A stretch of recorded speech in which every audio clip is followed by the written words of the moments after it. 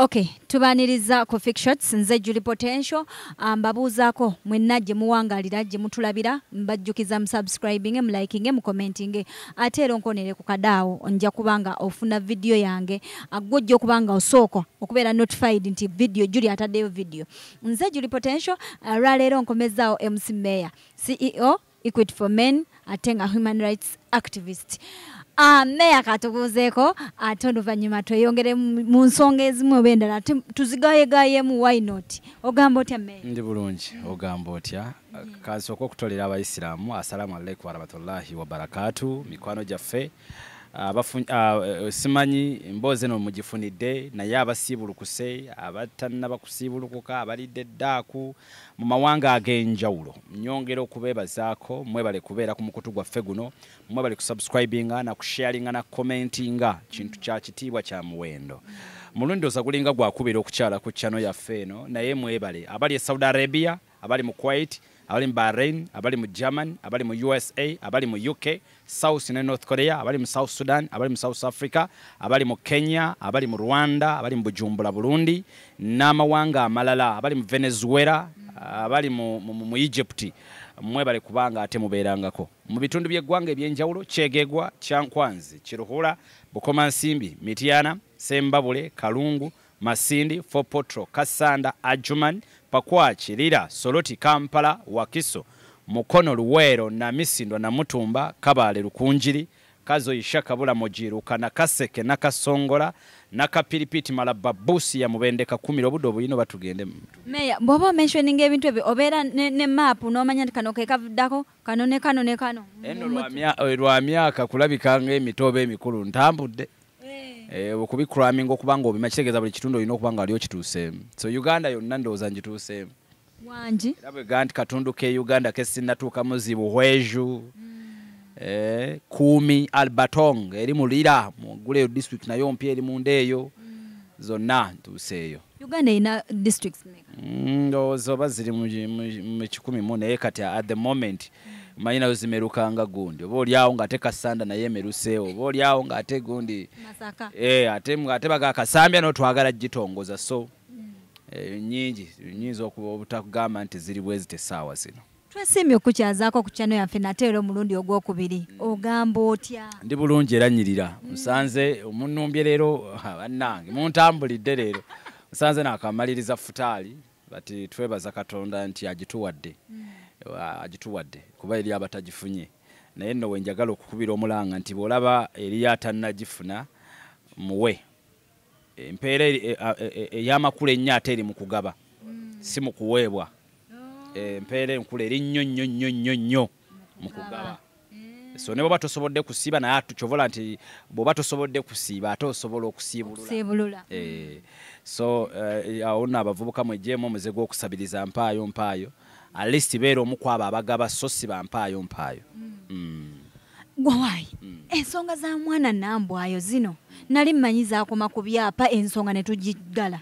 omwana ng'asitudde enkundi agamba agenda kusiba Bina Baby ku list kuliko Bina Baby yasooka yagamba mbu omwana si wasuna beni ku list ye bw'aba ayogera yakotiza abantu banoba Bina Baby MC Mayor Godfather sofa abo bennakategeerako omwana ono mumwetegekedde mutya mulidwedde okulya kawunga keruzira okay kakati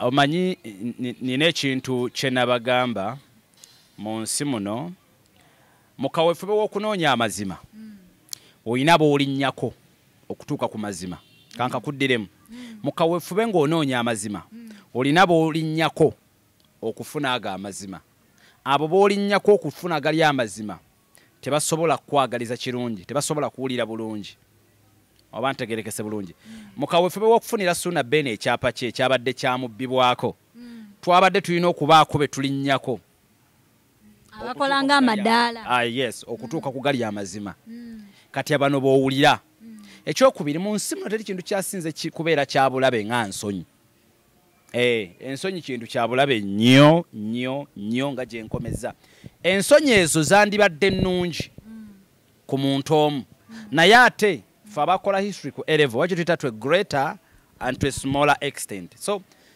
to a greater extent myawuse nti ate mabi ensonyi mbi nnyo. Nti buli lwowulira nga ofe ensonyi owulira oswala owunziko okoleddemu ensobi. Okuleetingayo ekirala mu kwagala oprovinga society. Era nakugamba mu bigambo byange mu abazi bangoberera mu kuwalirira okubikkirira ekibi kimu oyinza okukola ebibi ebirala 100. Awo abasinga abasajja bangi bemulaba amaka nga gafudde ebyobugagga bye bigenze babasibye mu makomera. Ensobi aba yakolemu mu kwagala okugibikkirira n'akoleramu ensobi endala 10.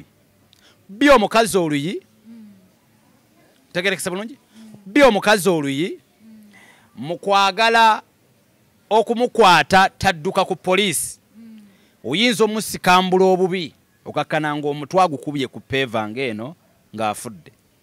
Ngezaako okwagala okugjayo ekinyusi omuntu ategeere mukyala waffe oyo ensobi zaali mu kukola. Ensonga yali ya kyapa kya Suna Ben nga bazimu ndaba mu nsongerera zaajali mwizerwa n'ebirala. Era mu kijjuka n'ajali mwizerwa nga tumaze omuyamba n'afuna bail. Era walaba omukyala nga akomye mu ba YouTube akezaako okuprovinga yalina n'abantu abamu gye byatuukamu yatuukako ne mukuba ne mu bantu ba top abasalirawo eggwanga abamu. Munange omusajja bamututte bamutadde yakutte omwana wange ate bamutadde ne bamubuuza owaayi omusango baagusaze oba eri bail dembe lya buli munnayuganda okugifuna. Leka kooti ekola omulimu gwaki tewaliwe kyawandiikibwa nti ogwo omusango gwa defilement oba rape oba murder toweebwa bail. Kakati ekyo kyengezaako okukugirayo. Era nalabanga abantu bangi nga bakaayana omusajja yakwata omwana we lwaki bamuwa bail. Naye mubuuzo ekibuuzo kimu nti singa tugamba tujjewo bail omanyi bantu bameka olwaleero nga naawe ababumwe bali be bawaayiriza abali mu kkomera awe Luzira. Omanyi abali ekigo omanyi basajja meka bali ku misango gya defilement ne rape ng'olwaleero agenda kuva mu kkomera nga n'omukazi gwe bagamba nti yakwata yafumbirwa dda n'omwana bamuwa omusajja mulala naye ng'oli ye bamusalira dda. So the same applies here ku nsonga ze tulimu eza Suna Ben. Well, we thank God ti omuvubuka yafunye ekyapa kye. Era ffe nga Equity for Men nkiddamu ekitongole ekitakabanira eddembe ly'abaami mu ggwanga mutandika okukiwa ekitiibwa kubanga nammwe bwe muddukira mu zifida zammwe tetuvaayo ate kuwakanya byammwe biba bisaliddwa nga bisaliddwamu. Omusajja ddiye lwaliwulirwa nti gw'ogenda kujja ku poliisi otandika ekkaabirawo maziga nti basale misango. Golowooza ebikyaliwo mu katandika kaaba bukaabi maziga olowooza tunaawuliriza bigambo byo. Aye munnange ekizimbe twakizimba ffenna yo impact yali ki mu relationship eyo? Obufumbo bw'omwalimu bwali ki?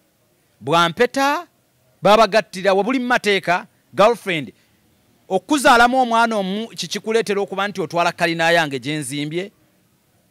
So ebyo byonna twabitunuulira era bwe nali ndeeta facts zange nakugirawo buli kimu ekyetaagisa nenkulaga transfer forms ezasooka ku poloti 620 tekwaliko nnambwayo ne tugenda ku 759 okutudde ennyumba nnambwayo teyaliiko ng'ate gwe obutambi bw'otugamba obwasooka watugamba nti mwagula neki ne tugenda ku kyapa kyennyini nga kikulaga kiva mu Kamoga kidda mu Suna Ben oluvannyuma ng'ennaku z'omwezi 14 ogwokubiri 2023 ku Valentine kidda mu Manyago naye nga wayiseewo omwaka mulamba kuba lwali lwabaagalana. Yes, which is fine. Olunaku lwabaagalana lumanyiddwa. Kyaka baakwatagana mu lunaku. Which is fine. Era nze bwe mba nkola nalisiyo nakugamba ndi ku point yange eri watugamba mwagenda mwenna ne mugula. From day one. Kitegeeza transfer forms zetwandirabye zaali zirina kubanga ziva mu Kamoga direct to Suna Ben and Nambwayo. Why is it a transfer forms ate waitawo mwaka mulamba gokulaba ku kyapa? Suna Ben wawakanira nti omukono guno bagufekinga nga mukyali omukyatagala mulowooza meya ndi mu bigambo ne baleta forensic report. Eyo forensic report yamala mu buli omu kubanga Suna Ben agambanga omukono go gutuuka gutyo kubanga guli ku transfer forms nga togwe wakana. Suna nangamba tibaneesigwange nenkola kyonna ekyetaagisa not until ngamba lete forensic report neziba kubirawo ku mmeeza. Omuntu aliye yatamanyi forensic report. Forensic report ye report eyava mu poliisi ng'etaputibwa abakugu mu kutaputa emikono ng'ekakasiza ddala nti omukono guno si gwa Suna Ben. Ne bakomparing emikono gya Suna Ben emituufu egijje wasayininze ne guno. Forensic report n'ekiraga nti omukono gwali fake.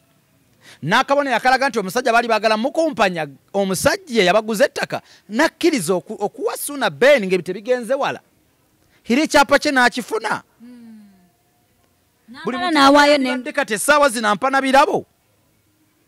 Lwokuba nti bannayuganda tulivinga mu nsi wakye tuyita stupidity of understanding. Nti gw'olinda kimale kutuukako olwo bojje wa meya nange ennyamba. Naye ng'olwayo kiri ku musajja muno, you're just quiet. Ate tebinkwatako, wait, your turn is coming. Suna Ben twali musango gwa Mwizeerwa Ali nga tamanyi nti bigenda kujja ewuwe. I know. Bigenda kujja gwe naawe alaba oba oli mukazi kigenda kujja ku sistawo, kigenda kujja ku brother wo, kigenda kujja ku kitaawo, kigenda kujja ku musajja ogwozaddemu abaana 8 nga muli bampeta akakazi kayendeddeko mu logi ne kafuna olubuto kajje kamugambe nti ekizimbe mutudde amakaago nakyakigabanako.